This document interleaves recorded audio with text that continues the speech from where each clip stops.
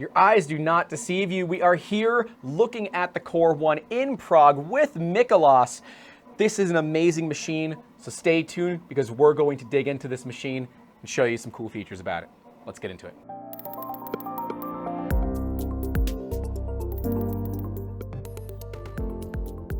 Mickey, this thing is super sweet. It's like a little baby XL, but it has an enclosure. But it's not actually an XL, is it? Can we talk about the Core 1, what makes it special, and it's pretty awesome price point too. I'm very excited to have this out. We've been playing with it internally for a while. Obviously, it's always very hard to keep our mouth shut when that happens. Yeah. So it's been a lot of fun to get it out, see people's reactions, and I don't know where to start. There's too many cool things about this thing that make it, like there's many Core XYs on the market, so we knew that when we do it, we have to do it right and we have to bring something new to the table. So I guess the first thing that it's kind of screaming at me is the exoskeleton design. Normally I think how a Voron person would build a Core XY 3D printer would be, you take some extrusions, you spend a long time trying to make sure that they are straight, like they are square, and then you put some panels around it to build it, which is like a really nice DIY way to do it. It's kind of maybe a bit complex, but here, there isn't a frame under the sheets because the sheets, that's the frame. So the enclosure equals the actual frame of the printer. It's all like laser cut steel sheet, so it's built like a tank. I know Joe stood on top of one, and I think we could even throw another lot of plastic fish into his arms and it would still hold him just fine. So yeah, it's kind of built like a tank. That's how we like to say it. It is unique to see how you guys have gone down this path because it has a very similar build volume to the Mark IV, Mark III, Mark II. Same, similar footprint of the build volume, but actually it's 30% bigger because we increased the Z to 27 centimeters. Even though it's using the exact same threaded rods, which kind of blew my mind when I first got it on my table. I didn't really understand how that's possible. But yeah, it's just the Core XY kinematics is making use of every single last bit of those threaded rods and the smooth rods for the Z, so that's quite nice. So does that mean that the footprint is basically the same as a Mark IV or Mark IVS? So it's kind of deceiving because the Mark IV moves the bed back and forth. So you need surprising amount of depth so the cable behind the heat bed doesn't get bent. Yeah. And you need to have the spool somewhere. So if you take into account the space for the bed and having the spool holder on top of it, it takes less space than the Mark IV. And this is enclosed, so I think to be apples to apples, if you compare it to Mark IV in an enclosure, this takes half the volume, 50% of the volume compared to Mark IV in an enclosure, while having 30% bigger print volume. So I think that's a really neat engineering success to be able to make it smaller, but actually bigger on the inside. I think we found our niche with the laser cutting of steel, because, I know that in Asia they can do the injection molding of aluminum and robot hands welding things together, and they can get it really cheaply. We found our thing, and that's laser cutting steel, because we can do that locally in the Czech Republic. It's extremely precise, and steel is very stiff. So in fact the whole Core XY gantry is one square, and you just when you assemble the machine, you just put it on top of it, and it's square because it's one piece of metal that's been laser cut square. We tried actually to assemble this crooked. We had people leaning on the frame while they were tightening the screws, and they tried to make it as crooked as possible, and it was just square in the end. I mean, I'm happy to give it the Florida man treatment if you'd I'm sure like. Someone will manage to do it, but especially after DHL or someone gets a hand of it, There are so many clever design choices, for example the sides. That's so many functions of that. These indents. The filament, it's the 1 kilo fits smooth on the side. Yeah, so it's not in the back, which is sometimes quite annoying. Quite annoying? No. Printer manufacturers, stop putting the rolls on the back of the printers. None of us want it there unless it's an automated machine where we only have to change out the spools every now and then. On the side is great, and there's no bump out. Yeah, on the XL we have the spool sticking out, so this is like an evolution of many things we do. The heated chamber from like the engineer who worked on the HT90, Core XY from the XL and the AFS unit farm, from the farm unit, everything from the Mark IV when it comes to the tool head, the cooling, so it kind of all came together. And yeah, so it's not sticking out. That has multiple functions. First of all, yeah, it's taking less space because the spool is not sticking out. It's also decreasing the internal volume without like, we couldn't print in that space anyway, it's under the Core XY kinematics. So we fill that space with like negative volume, so you decrease the number of air inside, and as a result it heats up much faster, so we don't need to add any like chamber heater.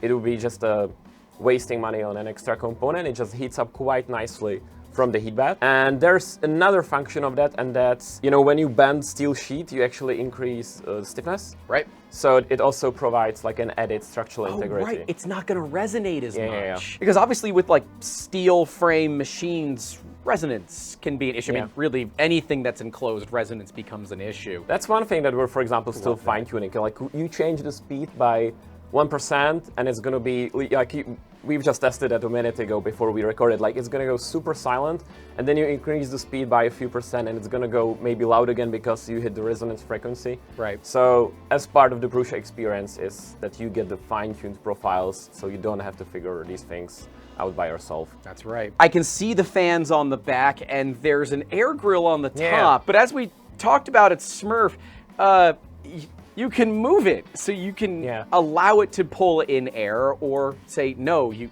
can't do that. And that's... I think when people first see it, they will think it's an air outtake because it's on the top, so heat goes up and it exits.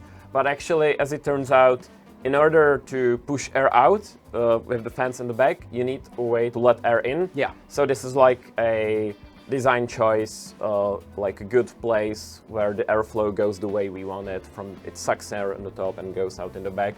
So for PLA and PTG, you can keep the door closed, which surprisingly is not very common. Like even with our enclosure with the Mark IV, we told people keep the door open. But you can imagine if we had to do on our farm with 600 open doors, like you couldn't walk through the space. And then at the same time, like you can ignore the instruction and then you get worse performance because the PLA will have bad cooling. Right. So it's kind of, I think, the same step as we did with the first layer calibration with the load cell, which just removes that.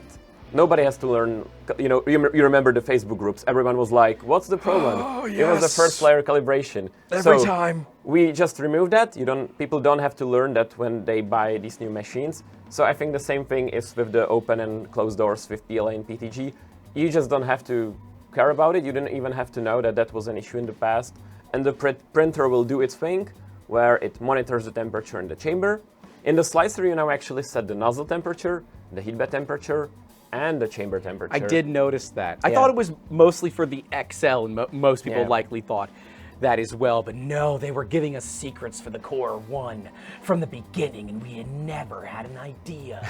Well, it's nice to develop things once and then do it the right way, and then once we have another printer with a chamber, we already have that implemented in the slicer. So all the profiles already have the ideal chamber temperature predefined, and the printer does its own thing where it changes the RPM of the fans in the back based on the temperature inside, so that the temperature is ideal to what you set. So it's either trying to cool itself or actually let the heat build up, and then only went once there's like actually too much heat inside. I like how now that huge 50-20 blower from the Mark IV's on the back, thrown to the back where it belongs, so I can see the nozzle, I can see that first layer, as we all like to just watch it up close. You get such nice like view of the nozzle, which I don't know if it's really necessary, but it's just really nice to have it. It's necessary. Yeah, okay. Yeah, no, it is. And it is necessary. It is the duct fan from the Mark IV's, in the essence that it has the 360 cooling, where we do the 75 overhangs to all sides, and they look nice from all sides. We did have to do quite a few CFD simulations because we changed its position, so to get the same performance, we had to change the shape of the fan duct, but the end result should be basically identical. Very nice. And there's actually an upgrade path from the Mark IV and the Mark IVs. And if we want to be really technical, you could go from a Mark I all the way to this. I hope there's at least one person in the world who's just, for the sake of argument, going through all of the upgrades. You guys want to see that? Let me know in the comments. I want to do it. Maybe not the most effective way to build a No, it's absolutely not. It's a way. No, yeah, the upgrade path, that just kind of came up. It just all happened at the right time. All the projects came together. So we have a good print head that's fine-tuned. We have the electronics, the heat bed, the motors, and everything. And this is just like you reuse surprising amount of parts. Like it is an upgrade, but it's like an actual upgrade where you reuse the bed, the print head, the screen, the power supply, the electronics. The threaded rods, we just ship you a third one, a third motor. We reuse some of the smooth rods, but on a different axis because we take use of the extra length. Many parts are reused, and in the upgrade you basically get the steel sheet exoskeleton enclosure, the glass, the Core XY things, the belts, and so on. But it's like maybe, I don't know, like you get 30% new parts, and you turn an open frame printer into an enclosed Core XY with active chamber temperature control. What's that cost of that upgrade currently? The cost is insert thing from our website. There you go.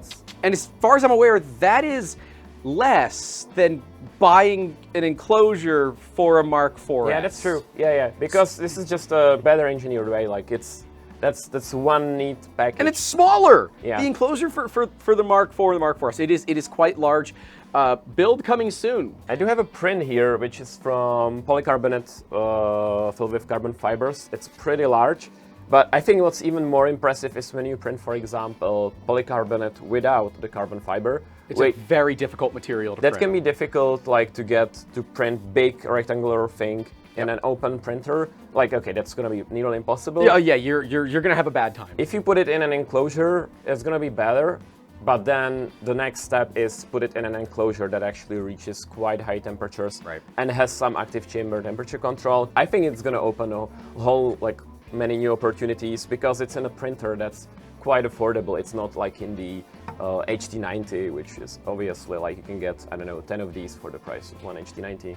Well, and the HT90 is part of the Prusa Pro line. And stay tuned because we have an entire tour of TriLab and how they make the HT90 coming soon. So get subscribed if you want to see that. Really, the upgrade path to me is still the thing that I wasn't expecting. The price point, I expected it to be higher. Please, that is not an opening to raise the price. This is a good price. Please and thank you. The $950 price point, man, that is awesome. And you can do the upgrade if you already have the Mark IVs. I think the kit building experience will be quite nice once again with the laser cut panels. Yeah. And also the upgrade path has another really nice side effect that was like a design constraint on us that we really wanted to do. You know, when you buy a new ink printer and the colors don't fit for some reason, even though it's like exactly the same thing, we really wanted to avoid this scenario. So if someone has, say, 2-3 of our printers and they bought some extra print sheets and extra nozzles and silicone socks and some other accessories, like all of these things will still fit with the Core 1. So sure, the texture sheet might have a Mark IV print on it, but who cares? You can use it with flex material on the Core 1. The nozzles, everything will still fit, so people won't have to buy like another whole set of things, even though they could use it. So here they can use it between the Mark IV and the Core 1 and the Mark III, for example, the plates. So I think that's pretty sweet. This to me is like what I would dream of as far as a farm printer goes, right? You can get them real close. You need just a width of filament, for a filament Honestly, in between them. We're like, so the printer, something we didn't yet talk about is like, it's I think modder's dream. Like it's made for modifications, and it's all steel. We tried very hard to exactly like, this other side panel is perfect for add-ons. And you know, we've released the step files of the side panels and people are already publishing mods and printables. We have the GPIO board. The firmware is open source, so I'm sure people will turn this into some monstrosity, and I will love it. That's awesome.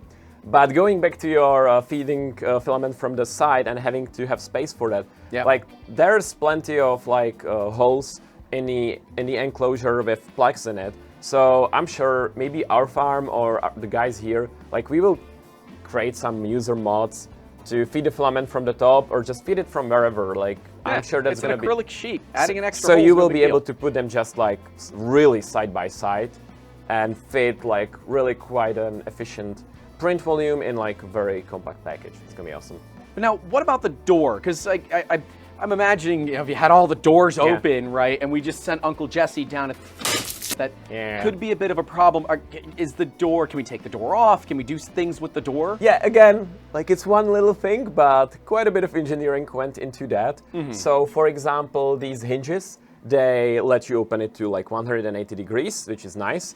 They auto align into like halfway and full if you open them just partially, which is also really nice. Yeah, they are from like plexiglass, so you won't destroy it. Like, I quite like tempered glass, but you look at it in a bad way and it might just shatter. So glass is glass and glass breaks. we went with function over form, just like this is gonna survive everything. Actually, it's gonna do something cool when I open the door. I think this one has the door sensor on, so there is a door sensor. So when I open the door, it's just gonna pause the print. No, it doesn't. So now we can do the Uncle Jesse test, maybe a few.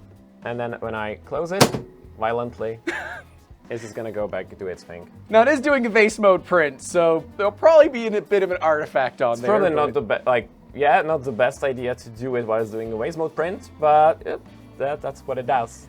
So that's actually really nice for schools and education and businesses. I can also imagine like laying on my couch, starting a print from the Prusa app, and me being a dummy having the door left open, and the app can be like, oh, you're printing like a PC, the door is open, and I will know. It's not gonna start the print and then 5 hours later I come in, I'm like, the door was open the whole time. So yeah, I guess another mod idea, like automatic like doors, opening, closing, motors. A little servo motor that's controlled by the board to shut the door. Exactly. You know, an automatic door closure. One more thing about the door. Yeah, you know how when you have a fridge, you can, on some fridges, you can flip the door so it opens to the other side. I mean, you can do it on every fridge. You just have to try hard enough. Yeah, true.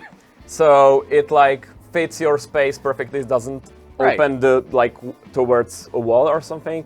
So it's the same thing here, and I'm sure like most people will not notice, and then the few people who really need the door to open to the other side, I hope will like make like really good day for them when they realize, oh, I can just flip the door to the other side because it's all symmetrical. And even the graphics doesn't break, which was like a fun little design constraint. The OCD is strong in this company, I think, so the little details never really guessed matter. that one, Mickey. Would have never guessed it. You know, the attention to detail with the orange accents, everything is like the galaxy black powder coating. Yeah, it is a very pretty machine. Guilty as charged. So Mickey, I have to ask, what is your favorite feature of the Core One? It's basically impossible to assemble it incorrectly. That like allows to make the kit version, so we can ship it in a compact box, which is cheaper shipping. And then when people put it together, it's always going to be square and it's going to print just as the machine's assembled here perfectly, without any like super complex calculations that compensate for something by software. It's just going to be square by default. That's nice. Do we have an idea yet as to what estimated assembly times are? I mean, I'm sure we'll be doing one on stream, so don't worry, get subscribed and all that. But do we have an idea yet? It's gonna be similar to the Mark IV. Mine took like 7 hours the first time. I know like the guys here can do it in like 4. For first-time builders, it's probably like a weekend project. Yeah. It's nice to split it in half and also like do the Haribo dosage according to the manual. That's very, very important. Follow the instruction, because I know that would be the one thing that I screw up, especially doing it like on live stream.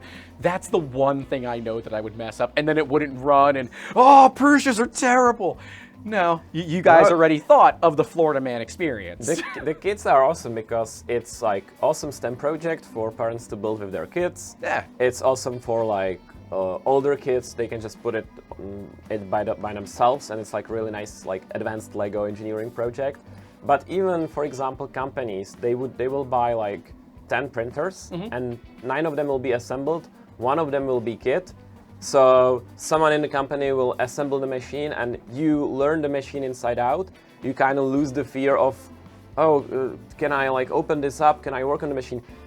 They will be very comfortable working on the machine. This is not like a glued, soldered together box. You take one screwdriver and you take the whole thing apart very quickly. So the upkeep and the maintenance after years of work will be very easy for them to work on. So the kit is very nice from multiple angles. I'm really like glad we can do it even with the Core 1. The Core 1 is shipping soon, and lead times. It's can be a bit of a sour spot here as a Day 1 XL pre-order. This is not gonna be the XL. No. That hurt us too. Like we were not happy about it. No, this is not gonna be the XL. Actually, we just hired like 60, 70 new people for the assembly line, and of course we scale up the manufacturing like based on the orders and some extra, and you never know what's gonna happen. Maybe this video will come out and we will get like 10,000 new orders, and it's again not gonna be enough. But affiliate link in the description. It shouldn't be too bad. Again, hard to estimate, but it might be in stock within like a month or two. If not, because there's a ton of orders, it's not gonna be like a huge lead time. Yeah. So no XL scenario again. Well, and that brings up the point that we've shown you guys this before. In fact, we'll card to the video where we go through assembly. This is not some like, you know, Henry Ford assembly set. This is people that take their time to go through it, and there's close to, if not already over, 1,000 employees here at Prusa Research. It's over, yeah, now. Is it over? Now it's definitely over. Yeah, over 1,000.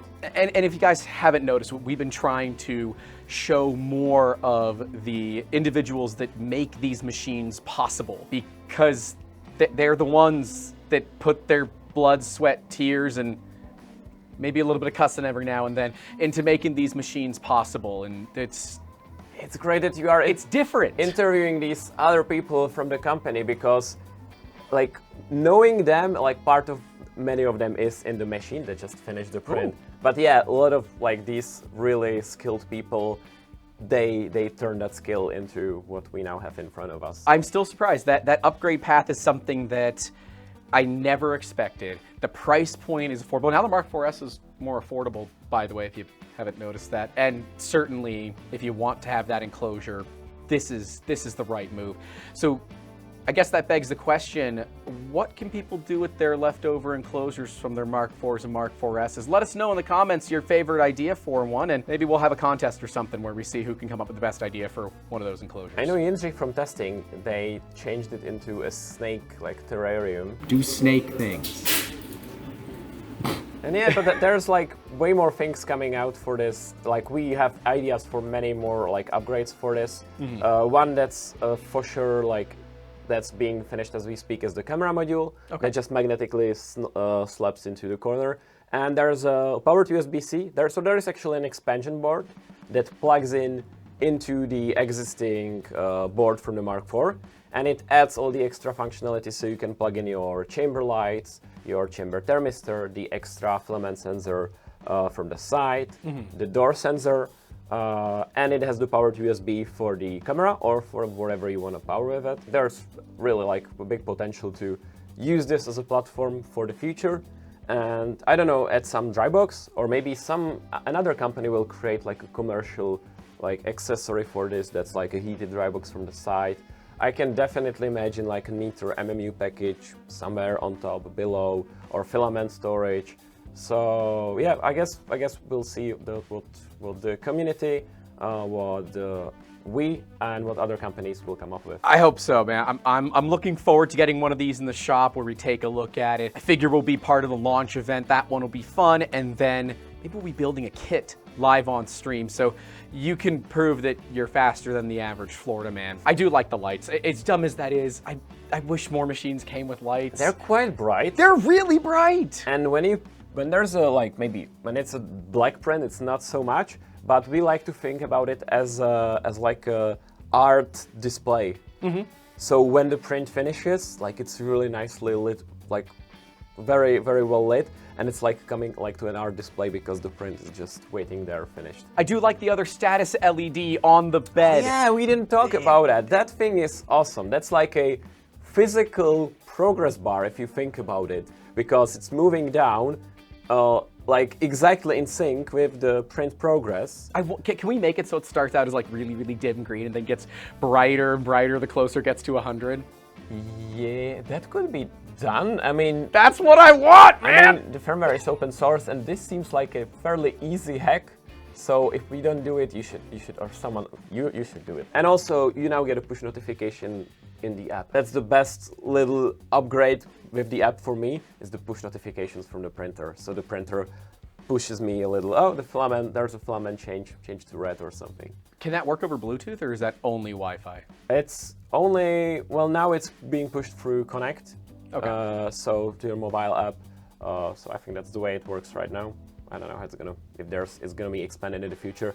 There's definitely the local thing as well by PRUSA, and that has many features as well. Mickey, this is a really amazing machine put together by amazing people that you all have met and will be meeting shortly, because the team here at PRUSA Research are amazing. If you do want us to interview more people that had their hands in this machine, let us know, and we'll see about maybe doing a podcast or something with somebody, just so we can, you know, learn more about the people that make machines like this possible, because I can't imagine the hours and hours and hours, months and months of time that went into making this work. And the fact that it's an upgrade path still blows my mind. We're going from a bed slinger that goes like this! Not like this! Not like this! To a Core XY with belts that I'm not good at routing. You're me like a while back when I first got in my table. That was my reaction as well. Mickey, thank you so much for showing us this machine. Thanks, this was fun. And thank you to everyone who has made this possible. You all that are watching this too, the folks at home and the PRUSA folks that are watching this, thank you so much. And a huge thank you to Martin, who's the product manager for the Core One, who helped get all of this set up so we could bring you all an exclusive look at the Core One here at PRUSA Research. You're awesome.